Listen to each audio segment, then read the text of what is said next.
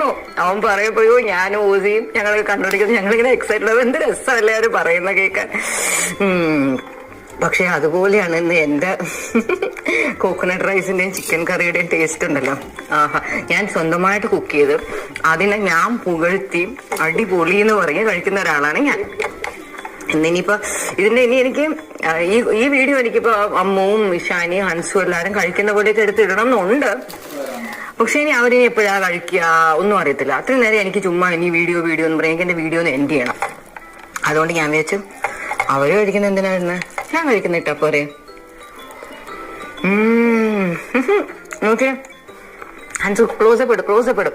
ആ ചിക്കൻ കറി ഉണ്ടോ, ലൂസാണ്, ലൂസ് കറി. ഒരു നമ്മള് മലയാളികൾ പൊതുവെ വെക്കുന്ന ഇത്ര ലൂസായിട്ടല്ല, നമ്മൾ കുറച്ചുകൂടെ വറ്റിച്ചാ വെക്കുന്നത്.